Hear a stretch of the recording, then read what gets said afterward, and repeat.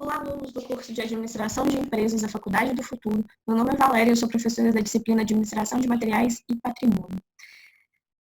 Na nossa aula de hoje, nós vamos continuar o assunto dimensionamento e controle de estoques, objetivo de estoque, ok? Na nossa última aula, nós falamos, nós aprendemos até... Nós falamos sobre o retorno de capital, paramos aqui, tá? E aí nós vamos continuar falando sobre os princípios de controle de estoques, Pessoal, olha só, quando nós estamos falando, planejando a organização de um setor de controle de estoques, nós temos que descrever seus principais objetivos. E quais são eles? O primeiro deles é determinar quais são os itens que vão permanecer em estoque, Quais são os produtos que serão estocados, Será uma matéria-prima, serão produtos em processos? Se é matéria-prima, qual é esse produto, Qual é essa matéria-prima?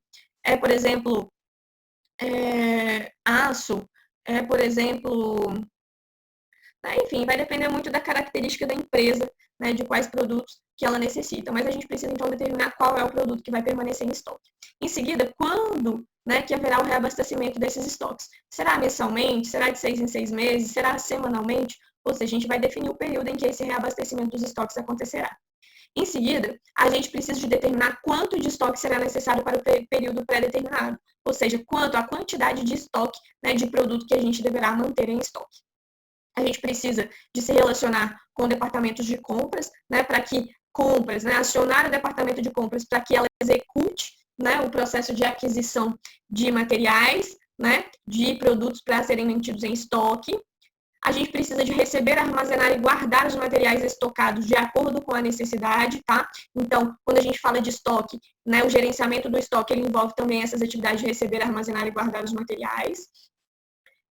Precisamos de realizar inventários periódicos para avaliação das quantidades e estados dos materiais estocados. O que é isso? Os inventários, eles ocorrem no sentido de verificar se a quantidade de produtos em estoque inicialmente, ela permanece. Se houve algum furto, se houve algum roubo, ou se esse produto em estoque passou por alguma avaria, como, por exemplo, se choveu, se prejudicou a característica desse estoque, se houve alagamento, ou se esse estoque mofou. Enfim, isso são perdas que podem ocorrer, tá?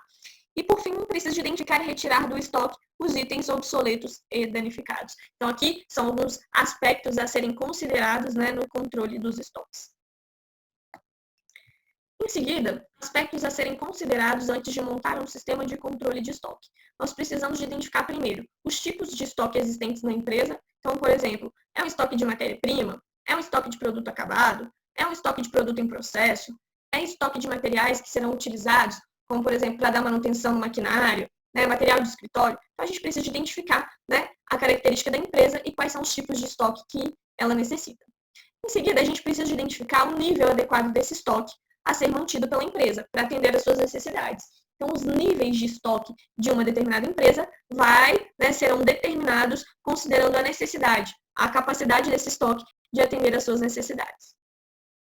Tá? E relação entre o nível de estoque e o capital necessário envolvido. Nós vimos anteriormente que a quantidade de dinheiro que nós investimos em estoque, ela precisa de ser considerada, porque esse dinheiro investido em estoque, ele tem um custo, envolvido. Enfim, a gente precisa identificar essa relação entre o nível de estoque e o capital necessário envolvido. E aí a gente vai ver alguns tipos de estoque, ok? Existem vários tipos. O primeiro deles são os estoques de matéria-prima. As matérias-primas são os materiais básicos necessários para a produção do produto acabado. Seu consumo é proporcional ao volume de produção. Todas as indústrias têm um estoque de matérias-primas de algum tipo. Então, pessoal, a matéria-prima é aquele insumo, é aquele material, é aquele produto que vai ser utilizado no processo de fabricação de um produto acabado. Ok? Então, ele vai interferir no processo produtivo, no processo de fabricação. Então, as matérias-primas, se nós tivermos falta de matéria-prima, o processo produtivo pode parar. Pode haver alguma interrupção do processo de fabricação. Ok? Então, a matéria-prima, ela vai impactar no volume de produção. Ok? O volume de cada matéria-prima ele vai depender do tempo de reposição, da frequência do uso, do investimento exigido e das características do material, físicas do material, como tamanho e durabilidade. Então, quando nós formos gerenciar o volume de matéria-prima que a gente precisa de manter no estoque de uma empresa, nós precisamos de verificar Qual é o tempo de reposição? O que é o tempo de reposição? Quanto tempo o meu fornecedor gasta, né, para entregar esse produto para mim? Então, a partir do momento que eu emito um pedido para o meu fornecedor, qual é o tempo que ele demora para entregar esse produto lá na minha empresa? Aí isso pode ser influenciado por inúmeros fatores, como o transporte, como a confiabilidade desse fornecedor, né? Aspectos externos, né? Como circunstâncias como uma pandemia, por exemplo, vai impactar nesse tempo de reposição. Um outro fator é a frequência do uso. Qual é a quantidade, né, dessa matéria-prima que o meu processo produtivo requer? Qual é a frequência, né, de uso dessa matéria-prima pelo meu processo de fabricação? Então, a gente precisa de verificar o quanto esse processo de fabricação requer desse insumo, requer dessa matéria-prima, e a partir disso, né, a gente vai definir, então, essa frequência de uso. O investimento exigido. Quanto a empresa vai ter que investir de dinheiro nessa matéria-prima? É uma matéria-prima cara? É uma matéria-prima barata? É uma matéria-prima que a gente encontra facilmente ou ela é difícil, né, de ser encontrada? A gente não consegue substituir facilmente o nosso fornecedor. Então, isso precisa de ser avaliado. E também as características físicas do material. Se nós estivermos falando de um material perecível, esse material ele não pode ficar muito tempo estocado, porque ele pode perder a sua característica básica. Então, se nós estivermos falando, por exemplo, de café, a gente sabe que o café, se ele ficar muito tempo estocado, ele pode perder a sua característica, né? E se isso não acontecer de maneira adequada. Então, isso vai impactar na característica física do material, então é um fator que precisa de ser considerado. Os consumos de matérias-primas pela produção precisam ser satisfeitos e, ao mesmo tempo, o investimento em matérias-primas precisa ser mantido no nível mínimo. Então, quando vai haver o gerenciamento aí das matérias-primas, os gestores se deparam com esses dois aspectos que precisam de ser considerados, né? Ao mesmo tempo que precisa de haver a matéria-prima disponível para que a produção de um produto acabado aconteça, né? Ele também precisa de gerenciar o dinheiro, o investimento, né, envolvido, né? O quanto de dinheiro a empresa está investindo para ter essa matéria-prima disponível para que o processo produtivo ocorra. Então, gerenciar esses dois fatores, né? Matéria-prima disponível e investimento incorrido para ter essa matéria-prima disponível, são fatores a serem considerados fatores importantes. O outro tipo de estoque é o produto em processo. O que é esse produto em processo? É qualquer peça ou componente que já foi de alguma forma processado, mas que ele ainda vai adquirir outras características até o fim do processo produtivo.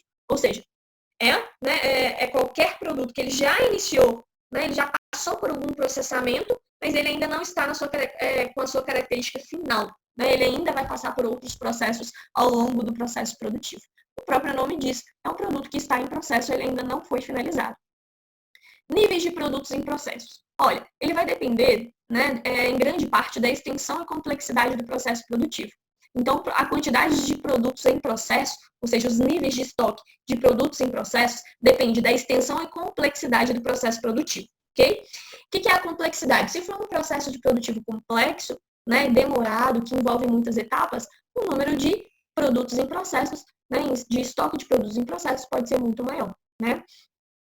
Então, a extensão e complexidade do processo produtivo impactam no nível de estoque de produtos em processos. Quanto maior for o ciclo de produção, maior o nível esperado do estoque de produto em processo. Foi isso que eu falei, acabei de falar. Se for grande, né, a quantidade de ciclos de produção, isso vai impactar também, né, na quantidade de estoque de produtos em processos.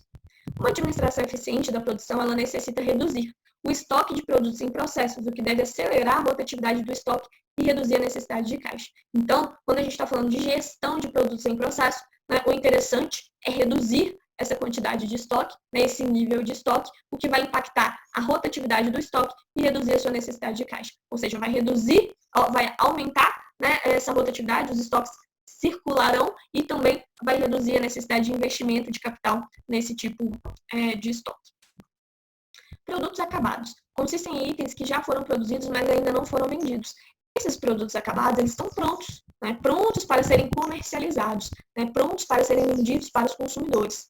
Como que são os níveis de estoque de produtos acabados? Olha, na produção por encomenda, temos um baixo nível de estoque. O que é, pessoal? A principal característica da produção por encomenda é que ela ocorre, né, ela só vai acontecer quando o cliente ele já emitiu o pedido, ele já fez o pedido, ele já comprou aquele produto. Então, vamos supor que o cliente já comprou o produto e é a partir disso que vai haver a produção desse produto. Né? Então, o nível de estoque de produto acabado em produção por encomenda é muito baixo. Então, vamos pensar que você vai comprar, né? Você vai comprar móveis para sua casa nova. E aí você vai lá encomendar como esses móveis serão, né? Então, os móveis só serão produzidos a partir do momento que você encomendou, que você solicitou, que você fez a compra, né? O pedido desses móveis. Por isso que os níveis de estoque são muito baixos. Produção para estoque. Elevados níveis de estoque e quantidade baseada na previsão de vendas. Né? Esses são produtos mais corriqueiros que nós utilizamos. Vamos supor, produção de sabonete, produção de shampoo, produção de arroz, né? Já processado para ser vendido, de cadernos. Esses tipos de produtos, né? Eles são produzidos baseado numa previsão de vendas. Nós vamos falar sobre como é feito as previsões de vendas, né? Então, prevê que vai haver uma determinada demanda desse produto e, a partir disso, esses produtos são estocados. No entanto, pode haver algumas mudanças que vão impactar essa demanda. Mas, mesmo assim, né, isso vai acontecer futuramente e aí pode haver elevados níveis de estoque, como aconteceu agora, né, nessa situação da pandemia. Se as empresas, né, fossem elas consideraram, a maioria consideraram a previsão de vendas, né, o que a gente está vendo hoje aqui mudou. As pessoas não estão consumindo conforme foi previsto, né, antes da pandemia.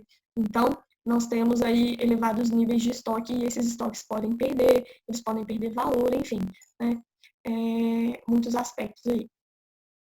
Programação da produção. Satisfazer a demanda feita pela previsão de vendas. Ou seja, né, quando a gente está falando de produto acabado e a gente vai programar a produção, é interessante buscar satisfazer a demanda da previsão de vendas. Tá? Então, é baseado numa previsão e aí a gente vai produzir para satisfazer essa previsão de vendas. Grau de liquidez dos produtos acabados. Produtos de consumo popular versus produtos especializados. O que é esse grau de liquidez, pessoal? É quão rápido a gente consegue vender esse produto, né, e ter um retorno em dinheiro desse produto. E aí, quando a gente está falando de produtos populares, o grau de liquidez é muito maior do que dos produtos especializados, né? Por quê? Porque produto popular, o consumo é muito maior, geralmente é um consumo em massa. Já os produtos especializados são pessoas específicas que demandam esse tipo de produto. Então, o grau de liquidez de produtos acabados, produto de consumo popular, tem que ser maior do que de produtos especializados. Tende a ser maior. Não quer dizer que necessariamente vá. Então, produtos de consumo popular têm um grau de liquidez, né, uma capacidade tem uma tendência a ser vendido, né, muito mais rápido do que os produtos especializados, ok?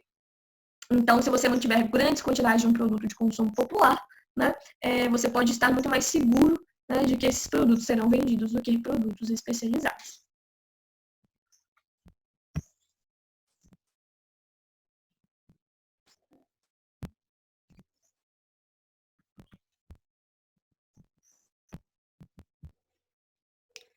Já os materiais auxiliares e de manutenção, a mesma importância dada à matéria-prima deve ser dada às peças de manutenção e aos materiais auxiliares de apoio, né? São materiais como óleo, peças para dar manutenção no maquinário, para que o processo de produtivo continue a acontecer. Pode ser também material de escritório, ok? Então, são materiais que vão auxiliar, né, a empresa e para que o processo produtivo aconteça, ok? E aí, a gente tem os custos de interrupção da produção. O que é? Né? Se nós não tivermos peças para dar manutenção nas máquinas, isso pode influenciar, né? Isso pode impactar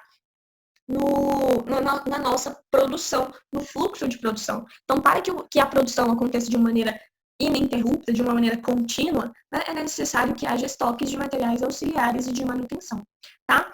Os custos da interrupção da produção, né, ocasionados, né, ocorridos em função, né, de uma falta de materiais auxiliares, de falta de materiais de manutenção, podem incorrer em despesas correspondentes à mão de obra parada. Então, os funcionários não conseguirão trabalhar porque está faltando, né, alguma coisa para dar manutenção nas máquinas, e isso pode parar o processo produtivo, o equipamento vai ficar ocioso, os prazos de entrega serão adiados, pode haver uma perda ocasional da encomenda ou do cliente, então o cliente pode desistir da compra porque o processo produtivo não está acontecendo e o prazo de entrega daquele produto foi dilatado, foi adiado.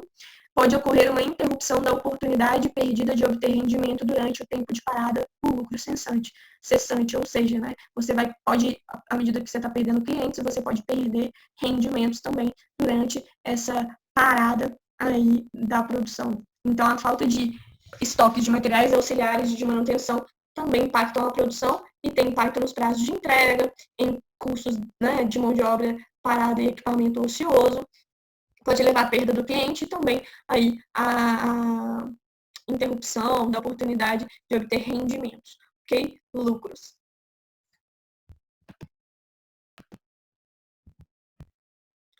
Então, a gente finaliza aí esse primeiro momento falando um pouquinho dos objetivos de estoque dentro da empresa, né? Eu gostaria de ressaltar, gostaria de retomar e de salientar com vocês que quando nós estamos falando de gestão de estoques, né, ele tem impacto em algumas áreas, né, alguns fatores importantes. Então, o estoque, ele é em função da demanda, né, ele existe para satisfazer uma demanda, tá? Ele existe também, a gente tem que considerar que quando a gente fala de gerenciamento de estoque, existe a necessidade de fazer, né, um gerenciamento dos custos envolvidos, né, nesse estoque, tá? Então, nós precisamos de ver o quanto de dinheiro que nós estamos investindo nesses estoques, são fatores a serem considerados, né?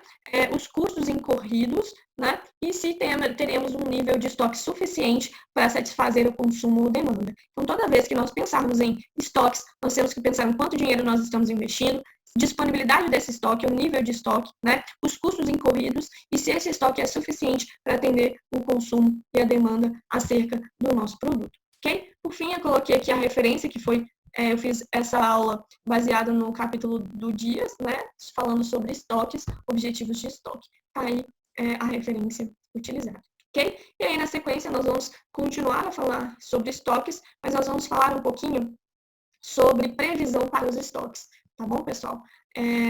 Deixa eu dar uma alterada aqui, que foi uma aula prevista para o dia 19 de maio, mas... Dia 25.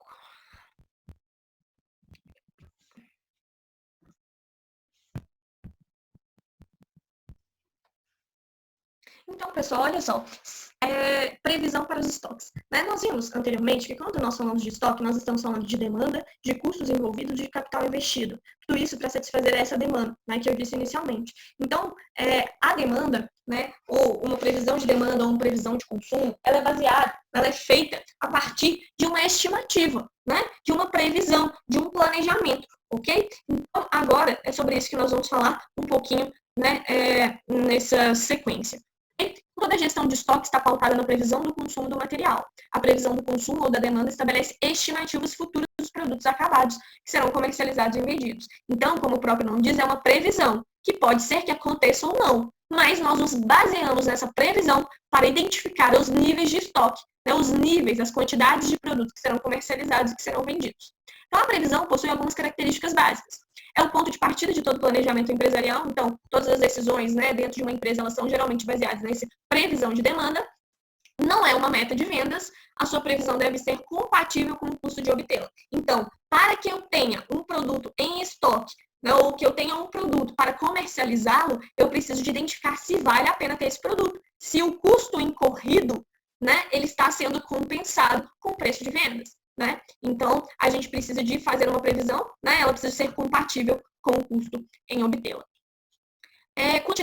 Quantitativas e qualitativas. O que é isso? As previsões, elas podem tanto se orientar, tanto acontecer baseado numa previsão quantitativa ou numa previsão qualitativa, ok? Previsões quantitativas, né?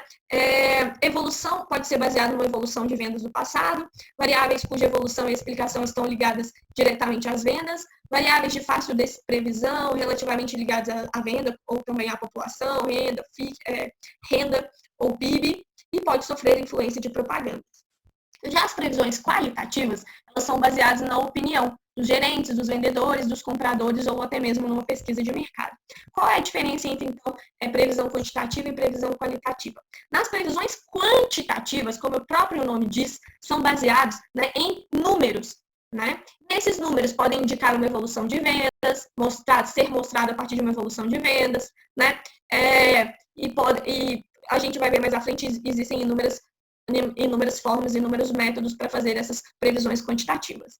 As previsões qualitativas, né, elas se relacionam a um aspecto de subjetividade, ou seja, de opinião. Então, os gerentes, os vendedores ou os compradores, baseados, né, no seu conhecimento ou na forma como o mercado se comportou, né, como eles percebem que eles se comportam, eles fazem uma previsão de vendas aí baseada no seu conhecimento ou até mesmo numa pesquisa de mercado. Então, ela é muito mais subjetiva do que a previsão quantitativa, ok? As técnicas, né, de previsão do consumo, elas podem ser classificadas em 3 grupos. A projeção é quando eles consideram que o futuro será uma repetição do passado, tá? E aí ela é essencialmente quantitativa, então vamos supor que se no mês passado nós vendemos 30 peças de roupa, sugere-se que nesse mês, no próximo mês, a venda será de 30 peças de roupa, ou seja, né, o próximo mês vai se comportar exatamente como aconteceu no mês anterior. Explicação. Procuram-se explicar as vendas do passado mediante leis que relacionam as mesmas com outras variáveis, cuja evolução é conhecida ou previsível, técnicas de regressão e correlação. Então, todas as vezes que nós pensarmos, né, na explicação, a gente está tentando estabelecer uma relação, uma correlação entre as variáveis. O que uma variável pode ter impactado em outra variável. Então, vamos supor, se houve uma crise financeira, nós podemos dizer que essa crise financeira pode impactar as vendas, né? Então, eu estou tentando estabelecer aí uma correlação entre variáveis. E predileção, funcionários experientes e conhecedores de fatores influentes nas vendas e no mercado estabelecem a evolução das vendas futuras. Então, é mais baseado aí no conhecimento de pessoas, que as pessoas têm no mercado, e aí elas fazem uma previsão. Ok? Então, as técnicas de previsão podem ser projeção, explicação e predileção. Elas podem ser qualitativas ou quantitativas. E aí, aqui eu coloquei uma representação da evolução de consumo, ou de previsão, ou de demanda, tá? O primeiro é o modelo de evolução horizontal de consumo. O que isso sugere? Né? Sugere que